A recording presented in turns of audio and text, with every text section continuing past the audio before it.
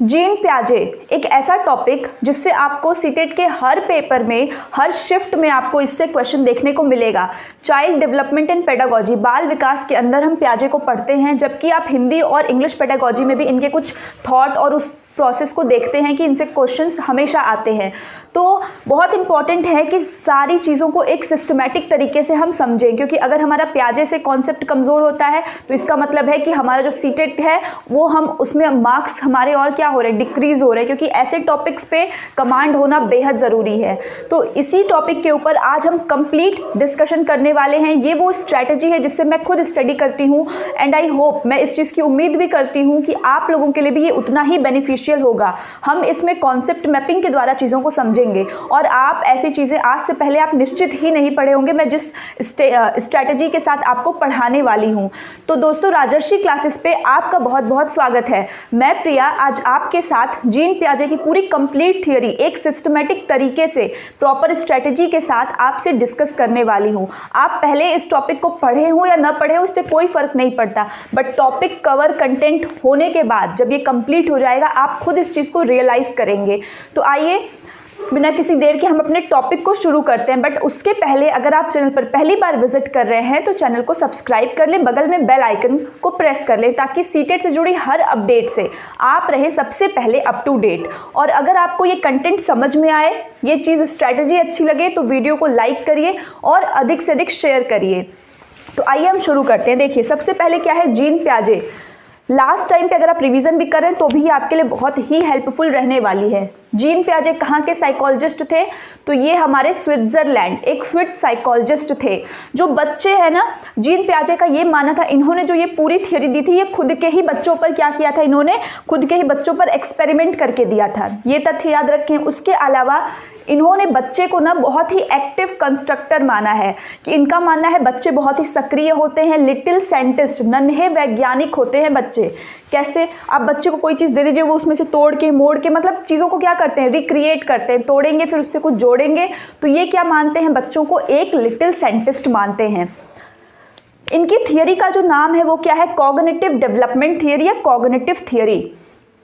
Cognitive theory जिसको हम हिंदी में संज्ञान कहते हैं। अब संज्ञान क्या होता है? तो संज्ञान हर वो मानसिक प्रक्रिया, संज्ञान एक मानसिक प्रक्रिया है जिसमें कि हम अलग अलग जो भी चीज़ें सोचते हैं, अभी आप देख रहे हैं, समझ रहे हैं, थिंकिंग करना, परसीव करना, किसी चीज़ को इंटेलिजेंस नहीं कहेंगे आप, उसको थिंकिंग कह सकते हैं, इमेजिनेशन कह सकते हैं, वो सारी चीज़ें आपके किस में आएंगे, कॉग्निशन के अंदर आती हैं।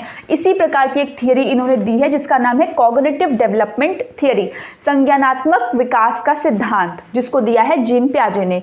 ये एक रेडिकल कंस्ट्रक्टिविस्ट हैं। क्या है? Radical constructivist. क्यों? क्योंकि ये कंस्ट्रक्टिविस्ट कौन है? जो संरचनावादी होते हैं, जो मानते हैं कि बच्चे अपने थॉट का, अपने नॉलेज के क्रिएटर खुद होते हैं। कॉन्सेप्ट्स, इन्होंने कुछ अलग अलग कॉन्सेप्ट्स को दिए हैं जो आपको याद रखना है, जैसे कि स्कीमा हो गया, इक्विलिब्रेशन हो गया, ऑर्गेनाइजेशन हो गया। ऐसे ही तमाम कॉन्सेप्ट्स को कौन देते हैं? जीन प्याजे देते हैं। तो हम एक एक करके इन कॉन्सेप्ट को पहले समझते हैं। पहला है स्कीमा। देखिए, जैसे मैं आपको ये थियरी पूरी पढ़ा रही हूँ तो आज से पहले आपने कहीं भी पढ़ा हो वो मैटर नहीं करता है। आप आज से पहले पढ़े होंगे तो प्याजे के किसी ने आपको स्टेजेस बताए होंगे, कहीं अलग आपको कुछ मिला होगा, कहीं लैंग्वेज और डेवलपमेंट की बात कही गई होगी, बट यहाँ पे आपको कंप्लीट एक तरीके से, जैसे आप कह सकते हैं कि कंप्लीट आपको पूरी की पूरी चीज़ यहाँ पे दी जाएगी। तो इससे क्या होगा कि जो आपका स्कीमा बनेगा कि जब भी प्याजे से रिलेटेड कोई क्वेश्चन आएगा तो ये सारी चीज़ें आपके माइंड में एक तरीके से रिप्रेजेंट होंगी कि अच्छा उसके अंदर तो ये भी था। तो यही इंपॉर्टेंट चीज़ है, जो कोरिलेशन जिसकी मैं बात करती हूँ, हमेशा आपका सही तरीका यही होता है पढ़ाई करने का। तो स्कीमा क्या है? मेंटल रिप्रेजेंटेशन है। इसको आप ध्यान से देखिए। जब आप इसको देखेंगे, अब इसके बाद आप सोचिए, जब आप सोचेंगे तो यही आपका क्या है? मेंटल रिप्रेजेंटेशन है। ये भी आपकी एक स्कीमा ही बन रही है। हो सकता है इसमें से कुछ चीज़ों को आप पहले से जानते रहे, कुछ चीज़ आपकी ऐड होगी। तो स्कीमा क्या है? Mental representation. अब वो मेंटल रिप्रेजेंटेशन ग्राफिक्स के फॉर्म में भी हो सकता है, किसी वस्तु की भी हो सकती है, अलग अलग चीज़ों का हम मेंटल रिप्रेजेंटेशन करते हैं किसमें? स्कीमा के अंतर्गत। जैसे जो हमारी नॉलेज है ना, उसकी बेसिक यूनिट ये होती है आपकी क्या? स्कीमा। जैसे एक रूम है तो रूम के अंदर अलग अलग ब्लॉक्स होते हैं, तो इन्हीं तरीके से ये भी स्कीमा क्या है, हमारे जो दिमाग है उसके अंदर अलग अलग ब्लॉक्स हैं। अब ये ब्लॉक्स अगर आप पूरा फैला कर रखेंगे तो वो सिस्टमेटिक अरेंजमेंट नहीं है। तो प्रॉपर एक जो है क्या है आपका स्कीमा क्या होता है, जो बंडल होता है, ठीक है, जिसमें कि नॉलेज हमारी क्या होती है, एक एक जगह होती है। जैसे मैं अगर आपसे अभी कहूँ कि आप जैसे अपने किसी दोस्त का या फिर अपने टीचर का अगर आपको सोचना हो, तो आप उस जैसे ही व्यक्ति का नाम आता है तो आपके दिमाग में उसकी एक इमेज फॉर्म हो जाती है कि अच्छा टीचर ऐसे हैं, तो वो क्या है आपका स्कीमा है। जैसे मैं आपको प्याजे का नाम लेती हूँ, अगर आपने प्याजे की फ़ोटो देखी है तो आपको प्याजे वैसे रूप में दिखाई देते हैं, ऐसा नहीं वो सामने प्रकट होते हैं, बट वो आपका स्कीमा है जो आपने अपने मेंटल रिप्रेजेंटेशन में फिट किया हुआ है। तो ठीक इसी का प्रयोग आपको इन चीजों में भी करना है। एडेप्टेशन, इन्होंने एक और कॉन्सेप्ट दिया एडेप्टेशन, इसके साथ ही एक और है ऑर्गेनाइजेशन। ऑर्गेनाइजेशन जब इन सभी चीज़ों को, जितने भी कॉन्सेप्ट इन्होंने दिए हैं इन्वायरमेंट में, वो सारी चीज़ें जिसको हम क्या करते हैं ऑर्गेनाइज करके एक वर्ल्ड को देखते हैं, अपने सामने वाली चीज़ों को देखते हैं, वही आपका ऑर्गेनाइजेशन कहलाता है। एडेप्टेशन, अब जब हम एडेप्टेशन की बात करते हैं, जब ये स्कीमा में हम क्या करते हैं न्यू नॉलेज को और ऐड करते हैं, तो वही आपका एडेप्टेशन है। क्या है एडेप्टेशन, स्कीमा में जब हम न्यू नॉलेज को ऐड ऑन करेंगे दैट इज एडेप्टेशन। अब होता है कि जब भी आप किसी नए परिवेश में जाते हैं तो आपको दिक्कत होती है, हो सकता है, बिल्कुल। तो अब यहाँ पे दो कॉन्सेप्ट है एसिमिलेशन के ही, आपके एडेप्टेशन के ही अंदर दो पार्ट हैं, एक है एसिमिलेशन, एक है एकोमोडेशन। कॉन्सेप्ट बहुत बार आता है, मैंने इसके ऊपर अलग वीडियो भी बनाया हुआ है, अगर आपने नहीं देखा है तो आप वहाँ से भी क्लियर कर सकते हैं, अदरवाइज मैं यहाँ पर भी आपको शॉर्ट में बता रही हूँ।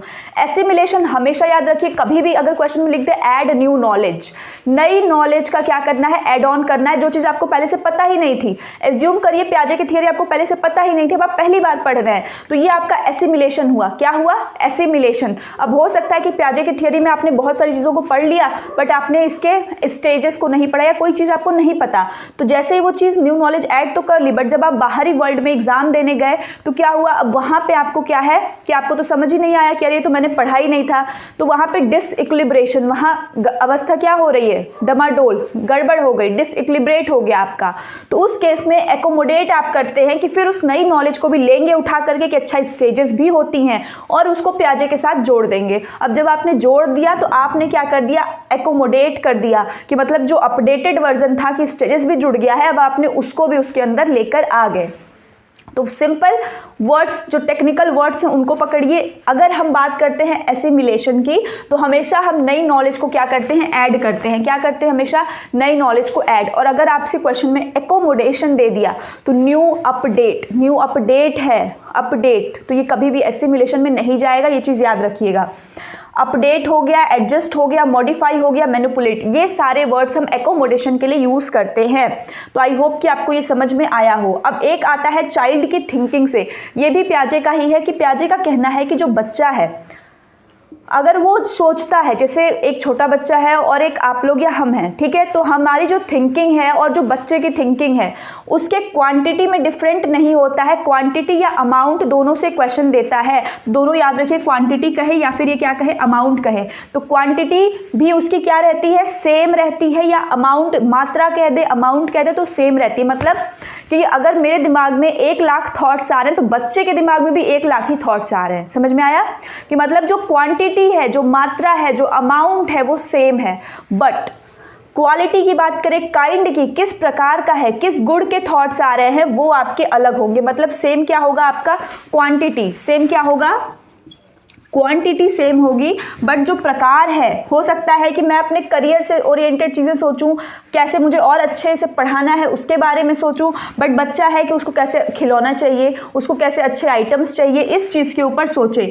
तो दैट मीन्स कि जो क्वालिटी है वो क्या होती है डिफरेंट होती है, और जो क्वांटिटी है वो सेम होती है। ये आपको 2 फिल इन द ब्लैंक्स के फॉर्म में क्वेश्चन दिया हुआ है, ध्यान से देखिए। अब हम थॉट और लैंग्वेज की बात करते हैं, तो वाइगॉस्की और प्याजे का जो है यहाँ उसी की बात करता है। तो मैंने प्याजे, वाइगॉस्की, चॉम्स्की तीनों के ऊपर एक शॉर्ट वीडियो भी करी हुई है जिसमें मैंने थॉट और लैंग्वेज में किसके क्या विचार हैं वो बताया हुआ है। बट यहाँ आप एकदम सिंपली तरीके में समझिए, जो आपकी ट्रिक है वो क्या है, विभा, प्याजे विभा मैंने आपको याद करवाया हुआ है कि विभा क्या है, विचार, और भ से है भाषा, विचार और भाषा। तो ये प्याजे के लिए, प्याजे का मानना है कि पहले थॉट आया, पहले क्या आया है, विचार आया है, पहले बच्चे का विचार आता है, भाषा उसके बाद आती है। प्याजे ने भाषा को उतना महत्व नहीं दिया है, ठीक है। तो थॉट और लैंग्वेज में इन्होंने किसको माना है कि विचार पहले आता है और भाषा बाद में आती है। डेवलपमेंट की अगर हम बात करें प्याजे के पॉइंट ऑफ व्यू से, तो डेवलपमेंट ये मानते हैं कि डिसकंटिन्यूअस होता है। डिसकंटिन्यूअस होने की वजह से इन्होंने स्टेजेस दिया है जो आपके 4 आप पढ़ते हैं। कई बार डिसकंटिन्यूअस जो स्टेज है उसका ग्राफ भी पूछता है, तो वो भी आप ध्यान रखिए। ये आपका है, तो इनका ग्राफ कैसा है, स्टेजेस में हो रहा है, पहले बच्चा थोड़ा, फिर और थोड़ा और मैच्योर होता है। तो ये क्या है, डिसकंटिन्यूअस स्टेजेस का ग्राफ है, इसको भी आप दिमाग में बैठाइए। कॉग्निशन और लैंग्वेज की बात करें तो इनके थियोरी का नाम ही है क्या, संज्ञानात्मक विकास। तो हमेशा याद रखिएगा कि संज्ञान को ये अत्यधिक महत्व देते हैं। तो इनका मानना है कि कॉग्निशन से लैंग्वेज क्या होती है, डेवलप्ड होती है। कॉग्निशन से क्या हो रहा है, संज्ञान से लैंग्वेज डेवलप्ड हो रही है। मतलब अगर आपका संज्ञान बेहतर है, अगर आपका संज्ञान अच्छा है, तो आपकी लैंग्वेज खुद ब खुद क्या हो जाएगी, बेहतर हो जाएगी। ये किसका मानना है, प्याजे का मानना है। तो देखिए इतनी चीज़ें आपने पढ़ी, अब एक बार एकदम शांत, एकदम काम होकर के, फोकस्ड होकर के सोचिए आपने क्या क्या चीज़ें पढ़ ली।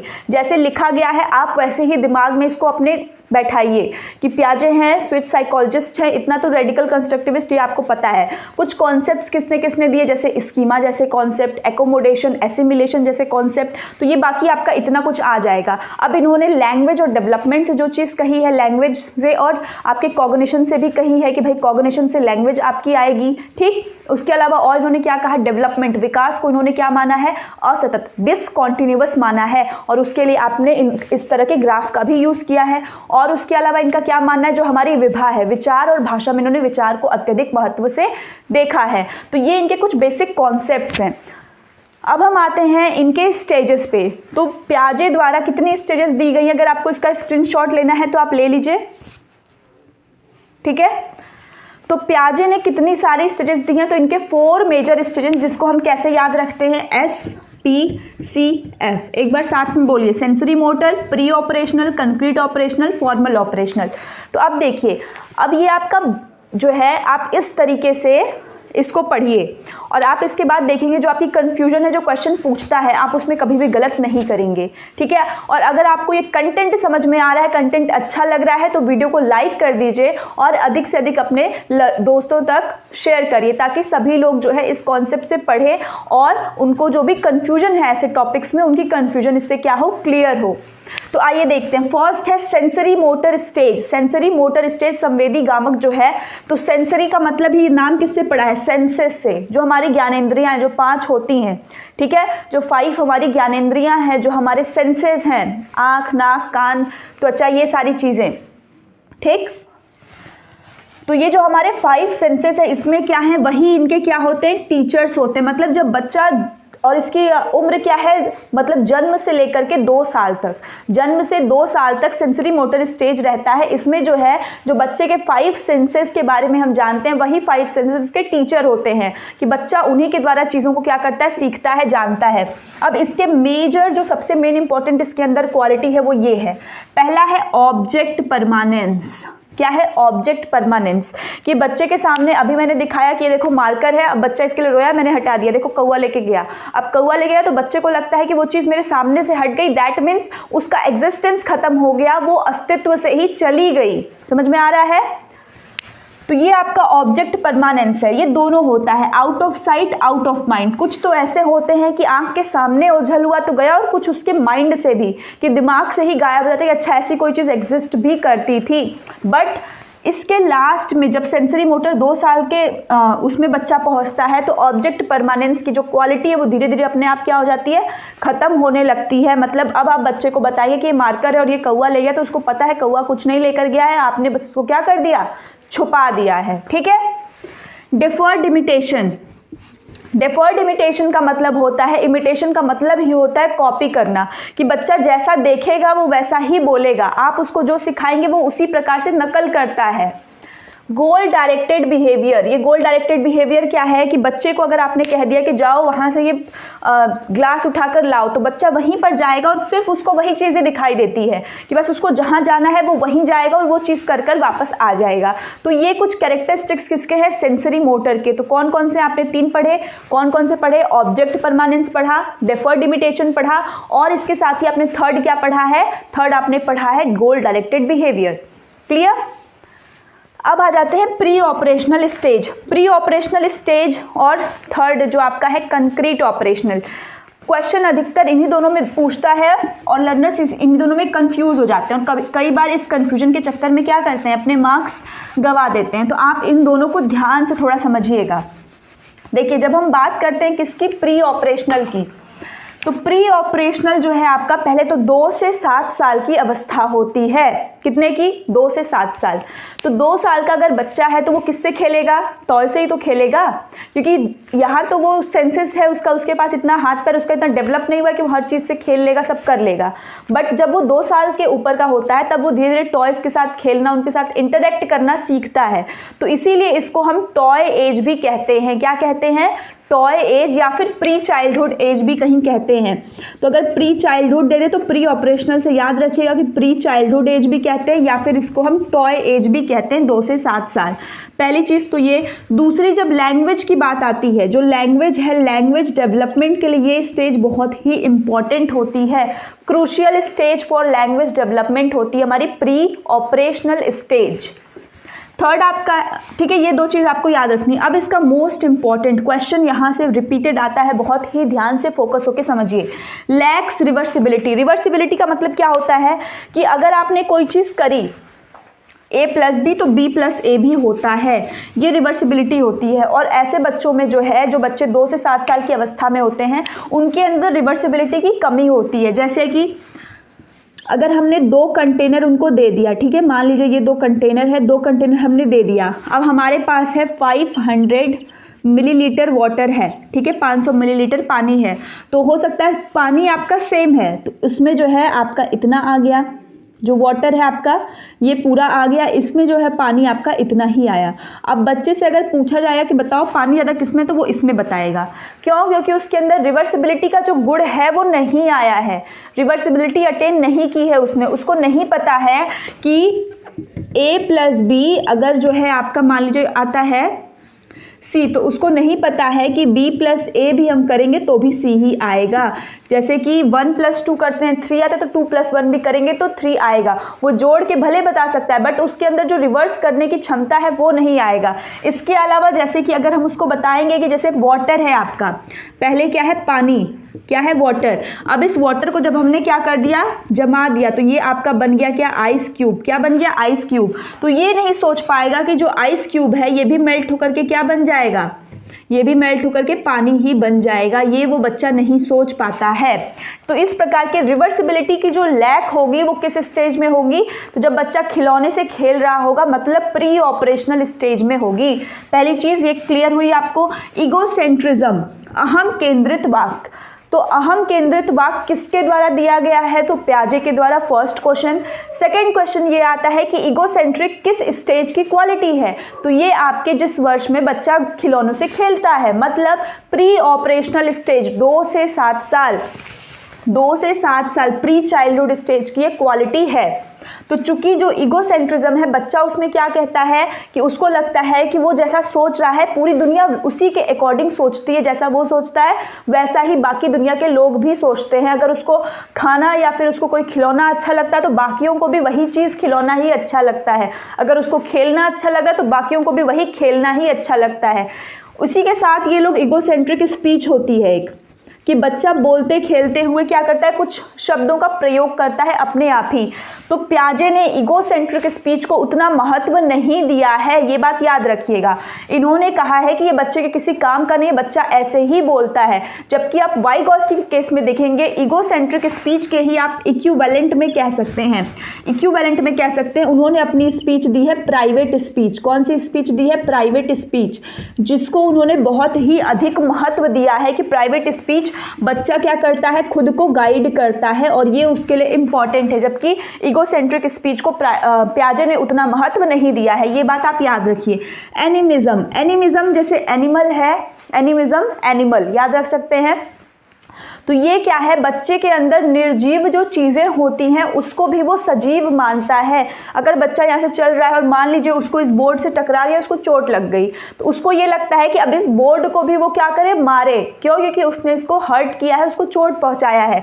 और पेरेंट्स अक्सर ऐसा करते भी हैं कि उसको मारते हैं। तो ये बच्चे के अंदर क्या है, एनिमिज्म का गुण है, निर्जीववाद, कि उसको लगता है कि हर चीज़ क्या है, सजीव है, हर चीज़ में जान है।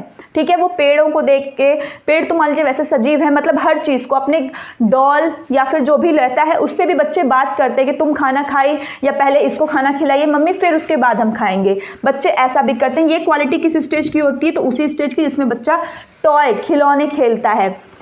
टॉय एज या प्री ऑपरेशनल, ये आपके जो टॉय एज है ये बहुत ही इंपॉर्टेंट है। इससे आप याद कर सकते हैं कि जो ऐसी हरकतें बच्चे करते हैं तो वो अक्सर उसी स्टेज में करते हैं जब उनका लॉजिक उतना डेवलप नहीं हुआ है। तो लॉजिक कब डेवलप नहीं हुआ, जब बच्चे खिलौनों से खेलने वाली अवस्था है। तो खिलौनों से खेलने वाली अवस्था या फिर प्री चाइल्डहुड या फिर प्री ऑपरेशनल 2 से 7 साल। सिंबॉलिक थॉट, बच्चे को जो भी यहाँ पर विचार आते हैं वो सारे विचार सिंबॉलिक होते हैं, सिंबॉलिक थॉट। जैसे अगर उसको क ख ग ये सारी चीज़ें भी अगर हम पढ़ा रहे हैं तो बच्चा सिर्फ और सिर्फ जो चीज़ उसको सामने से लिखा हुआ हम दिखाएंगे उसको वही चीज़, उसको कुछ अलग से एब्स्ट्रैक्टनेस जैसी कोई चीज़ इसके अंदर अभी होती ही नहीं है। सेंट्रेशन, सेंट्रेशन का मतलब होता है कि जैसे कि एक जगह पे स्थिर हो जाना, कि बच्चे को अगर हम पढ़ा रहे हैं, मान लीजिए बच्चे को हम ए पढ़ा रहे हैं तो बच्चा पूरी तरीके से ए पर ही सेंटर्ड रहता है, वो इसके बाकी पक्षों को नहीं देखता है, वो एक ही जगह पे क्या रहता है, सेंटर्ड रहता है। और इसी का जस्ट आगे वाले स्टेज में कंक्रीट में आप देखेंगे डिसेंट्रलाइज्ड हो जाता है बच्चा। तो इसको ध्यान रखिएगा। सेंट्रेशन अगर आपसे कह दिया, ठीक है, सेंट्रेशन कह दिया तो ये आपका किस में आएगा, ये आपका प्री ऑपरेशनल में, क्योंकि बच्चा क्या है, डिसेंट्रेट नहीं, विकेंद्रीकरण उसके अंदर नहीं हो पा रही है। ट्रांसडक्टिव रीजनिंग, ट्रांसडक्टिव रीजनिंग आपको ये दे देगा। कई बार इसको हम और किस नाम से जानते हैं, इलॉजिकल, इलॉजिकल रीजनिंग। और हम किस नाम से जानते हैं इसको, इलॉजिकल रीजनिंग, कि बच्चा बेतुके से तर्क करता है, उसको नहीं पता होता है, बस वो उसमें अपना कुछ भी तर्क घुसा देता है। तो ये क्या है, ट्रांसडक्टिव रीजनिंग या फिर इलॉजिकल रीजनिंग है। तो लर्नर्स, आई होप कि यहाँ तक का कॉन्सेप्ट आपको समझ में आया हो। आप एक बार देख लीजिए, फिर हम आगे देखते हैं। तो जैसा कि आपने अभी तक जो जीन पियाजे हैं उनकी 2 स्टेजेस को हमने कंप्लीट कर लिया है, उसके अलावा उनके दिए गए जो कॉन्सेप्ट्स हैं, तो यहाँ पर अब हम उसके नेक्स्ट पढ़ेंगे। जो उनका 2 स्टेज हो गया, अब यहाँ पे 3rd स्टेज। तो 3rd स्टेज कौन सा है आपका, मूर्त संक्रियात्मक अवस्था, जिसको हम क्या कहते हैं, कंक्रीट ऑपरेशनल स्टेज। तो कंक्रीट का मतलब आप समझिए, उसके बाद आप खुद समझ जाएंगे। कंक्रीट, मूर्त हम उन चीज़ों को कहते हैं जो चीज़ें हमारे सामने मौजूद होती हैं तभी, जिनको हम टच कर सकते हैं, देख सकते हैं, वही क्या है आपके मूर्त चीजें हैं। जैसे ये बोर्ड, तो ये आपको दिख सकता है, आप इसको टच भी कर ले रहे हैं तो ये मूर्त है। वही अगर मैं फीलिंग्स की बात करूं तो ना तो आप उसको देख सकते हैं, ना आप उसको टच कर सकते हैं, आप उसको सिर्फ फील कर सकते हैं। तो यहाँ किसकी बात की गई है, मूर्त संक्रियात्मक। मूर्त, आप मूर्ति से याद रख सकते हैं कि मूर्ति जो है तो वो क्या है, मूर्त, कंक्रीट। तो अब देखिए यहाँ पे लॉजिक बच्चे का डेवलप होता है, जो बहुत इंपॉर्टेंट चीज़ है। बच्चे का लॉजिक डेवलप हो रहा है बट कंक्रीट चीज़ों को देखकर, मतलब जिन चीज़ों को वो देख सकता है सिर्फ उन्हीं चीज़ों से उसका लॉजिक क्या होगा, डेवलप्ड होगा, सिर्फ कंक्रीट से। ऑप्शन कई बार आपको ये घुमा देता है कि यहाँ पे दे देगा कि लॉजिक होता है एब्स्ट्रैक्टनेस, तो जैसे ही लॉजिक डेवलप बच्चे देखते हैं तुरंत कंक्रीट पे लगा देते हैं। तो ऐसा आपको ये गलती नहीं करनी है। अगर लॉजिक कह रहा है, तर्क आ रहा है बट सिर्फ कंक्रीट चीज़ों को देख के, तो ऑप्शन तुरंत आपका हो जाएगा कंक्रीट ऑपरेशनल स्टेज 7 से 11 वर्ष। उसके अलावा ये लेटर चाइल्डहुड, अभी आपने प्री ऑपरेशनल में पढ़ा था कि उसको हम प्री चाइल्डहुड एज या टॉय एज कहते हैं, इसको हम कहते हैं लेटर चाइल्डहुड और प्री गैंग एज। गैंग जब वो स्कूल में बच्चा जाता है तो उसके पहले जो है तो लेटर चाइल्डहुड और प्री गैंग एज, इसका यहाँ पे स्टार्टिंग में गैंग बनता है पूर्व। तो ये क्या है, लॉजिक सिर्फ और सिर्फ क्या रहेगा, कंक्रीट रहेगा।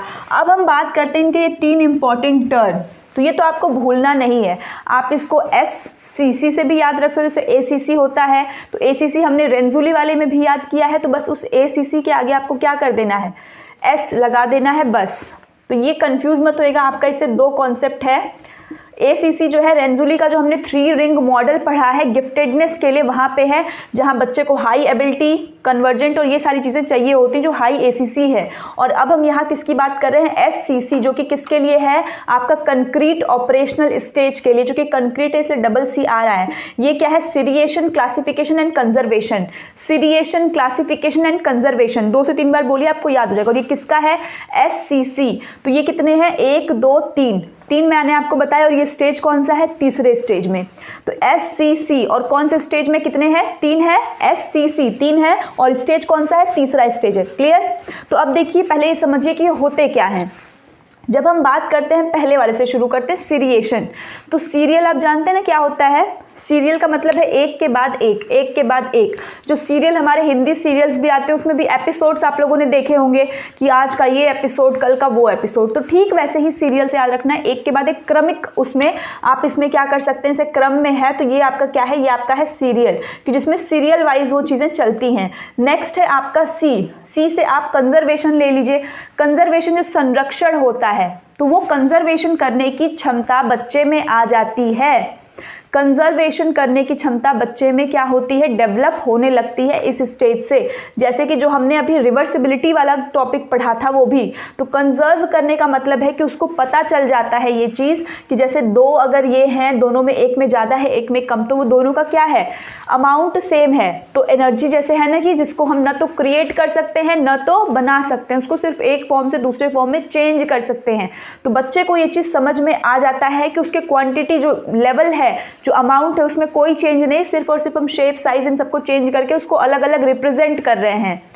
क्लासिफिकेशन, नेक्स्ट सी आपका क्या है, क्लासिफिकेशन, जिसमें हम शेप, साइज, कलर के आधार पे बच्चा क्या करने लगता है, चीज़ों को अलग अलग वर्गीकृत करने लगता है। अब हमने उसको देखिए जैसे अलग अलग शेप्स दे दिए, ठीक है। अब हमने बच्चे से कहा कि ये देखो ये तुम्हारे अलग अलग क्या हैं, शेप्स हैं। अब इन शेप्स को तुम क्या करो, एक साथ रखो। तो जो बच्चा है जब वो इस स्टेज में आएगा तो अब उन सबको अलग करने लगेगा। ट्रायंगल एक है, फिर दूसरा ट्रायंगल है, इन दोनों को एक साथ रख लेगा। सर्कल 2 है, सर्कल 2 को एक साथ रख लेगा। रेक्टेंगल है आपके 2, तो रेक्टेंगल 2 को एक साथ रख लेगा।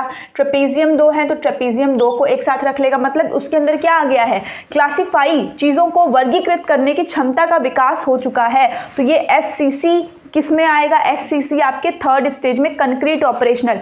3 है तो आपको इससे याद रखना है, SCC आएगा तो आप वैसे जान लेंगे, बट कंफ्यूजन यही होती है लर्नर्स को कि हम 2nd वाले में है कि 3rd वाले में। तो याद रखिएगा 3 आपने याद किया तो तीसरे स्टेज में है। अब डिसेंट्रेशन और रिवर्सिबिलिटी, अभी हमने जस्ट इसके प्रीवियस वाले में देखा था प्री ऑपरेशनल में कि बच्चे के अंदर सेंट्रेशन का गुण था, कि बच्चा एक ही चीज़ पे केंद्रित हो जाता था, अलग अलग चीज़ों पे एक साथ सिर्फ और सिर्फ एक चीज़ पे फोकस कर पा रहा था। बट यहाँ पे क्या है, बच्चा एक साथ कई चीज़ों पे, थोड़ी अलग अलग चीज़ों पे क्या कर पाएगा, फोकस कर पाएगा, सेंटर्ड नहीं रहेगा। उसके साथ ही उसमें हमने देखा था कि बच्चे के अंदर रिवर्सिबिलिटी नहीं आई थी। 2 + 3 5 है तो 3 + 2 भी 5 होगा, ये चीज़ उसके अंदर नहीं आई थी। बट यहाँ पे उसके अंदर रिवर्सिबिलिटी का भी गुण क्या होता है, आ जाता है। तो अब फिर से देखिए क्या पढ़ा आपने, कंक्रीट ऑपरेशनल पढ़ा आपने, जिसमें तीसरा स्टेज है तो SCC आपको ऐसे याद रखना है। जो 2nd में जो प्रॉब्लम थी वो 3rd में आके सॉल्व हो गई। क्या प्रॉब्लम थी, सेंट्रेशन नहीं हो, सेंट्रेशन था उसका, तो यहाँ डिसेंट्रेशन हो जाएगा। वहाँ रिवर्स नहीं कर पा रहा था, यहाँ रिवर्स करने लगेगा। इसके अलावा इसको हम क्या कहते हैं, प्री गैंग एज कहते हैं। और लॉजिक होता है बट कंक्रीट लॉजिक होता है इसमें। तो यहाँ आप देख सकते हैं चीज़ों को क्लासिफाई करेगा, सीरियल में लगा सकता है। अब आते हैं 4th, फॉर्मल ऑपरेशनल स्टेज। ये क्या है आपका, जो फॉर्मल है, औपचारिक या फिर अमूर्त जो है आपका, ये क्या है, संक्रियात्मक अवस्था। 11 से 15 साल की अवस्था जो है ये है। इसमें जो सबसे इंपॉर्टेंट आपको याद रखना है वो है हाइपोथेटिको डिडक्टिव रीजनिंग। डायरेक्ट इससे और मैं कहीं से उतना क्वेश्चन नहीं आता जितना यहाँ से आता है, लेकिन अगर हाइपोथेटिको नहीं लगाता है, सिर्फ डिडक्टिव रीजनिंग दे देगा तो आपका आंसर बदल करके तीसरे में चला जाएगा। ये याद रखिएगा, हाइपोथेटिको नहीं देता है, सिर्फ डिडक्टिव रीजनिंग देता है, मतलब कंक्रीट चीज़ों को देखकर लॉजिक कर पा रहा है तो कंक्रीट में चला जाएगा। तो इस वर्ड को पकड़िए, टेक्निकल वर्ड डिडक्टिव रीजनिंग, सिर्फ कहा कंक्रीट, बट अगर हाइपोथेटिको डिडक्टिव रीजनिंग लगा दिया तो दैट मीन्स ये फॉर्मल ऑपरेशनल स्टेज के अंतर्गत चला जाएगा। अंडरस्टैंडिंग एब्स्ट्रैक्टनेस एंड लॉजिक, लॉजिक बच्चा समझ रहा है, जो चीज़ उसके सामने मौजूद नहीं है उन चीज़ों के ऊपर भी वो थोड़ी थोड़ी चीज़ों को क्या कर पा रहा है, समझ पा रहा है, वो डेवलप कर रहा है धीरे धीरे बच्चा, कि उसके सामने नहीं है फिर भी उसको क्वेश्चन दिया जा रहा है तो वो सॉल्व कर ले रहा है। ये एज होती है डाइवर्जेंट थिंकिंग, कन्वर्जेंट थिंकिंग और क्रिएटिव थिंकिंग की। यहीं से बच्चे का क्या होता है, क्योंकि डाइवर्जेंट थिंकर अगर बच्चा है, क्रिएटिव होगा तो क्या होगा, बच्चा एक ही प्रॉब्लम, एक ही जो क्वेश्चन है उसके रिवर्स जो को सोच सकता है।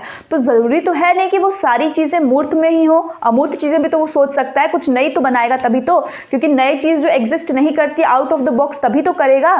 तो ये इसलिए किसकी एज होती है, क्रिएटिव थिंकिंग की, डाइवर्जेंट थिंकिंग और कन्वर्जेंट थिंकिंग की भी। ठीक है, बच्चा सोल्यूशन भी दे सकता है, उन चीज़ों को अच्छे से कर सकता है। इसके अलावा एक और तथ्य है पियाजे की थियरी से, जो एलिमेंट से पूछता है। तो एलिमेंट्स में आपको उतना कुछ भी नहीं समझना है, इतना इजी है कि इसमें सिर्फ और सिर्फ आपको दे देगा कि which of the following are elements according to पियाजे। अब उसमें 3 एलिमेंट्स दे देगा, एक आपको नहीं देगा। तो देखिए इसमें आपको इन्वायरमेंट जैसी कोई चीज़ नहीं है, या फिर कभी कभी आपको हेरिडिटी दे देता है जो कि नहीं है। याद करने का सिंपल है, मैंने आपको बताया भी है, सीम। एलिमेंट के लिए आपको सीम याद रखना है बस। सीम जो है एस से क्या है आपका, सोशल इंटरेक्शन, सामाजिक अंतरक्रिया। बच्चा चीज़ों को सीखता है समाज में अंतरक्रिया करने के द्वारा। एक्सपीरियंस, ओन एक्सपीरियंस, खुद के अनुभव से, दूसरों के अनुभव से भी बच्चा सीखेगा।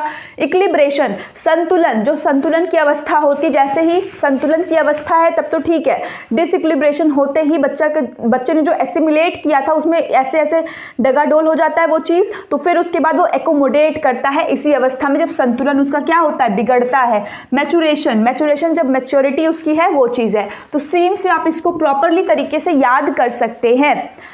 तो ये 4 स्टेजेस, इसके 4 एलिमेंट्स, उसके अलावा पियाजे द्वारा दिए गए कुछ बेसिक कॉन्सेप्ट्स। तो सो लर्नर, अगर आपको पियाजे की ये वीडियो अच्छी लगी हो और आपका कॉन्सेप्ट जो है और स्ट्रॉन्ग हुआ हो और आपको ये स्ट्रेटजी अच्छी लगी हो तो वीडियो को अधिक से अधिक शेयर करिए और इसके साथ ही वीडियो को लाइक कर दीजिए। और अगर चैनल पर पहली बार विजिट कर रहे हैं तो चैनल को सब्सक्राइब कर दें, बगल में बेल आइकन को ज़रूर प्रेस कर दें ताकि ऐसे ही स्ट्रेटजी, कॉन्सेप्चुअल चीज़ें मैं आपके लिए हमेशा ले आते रहूँ।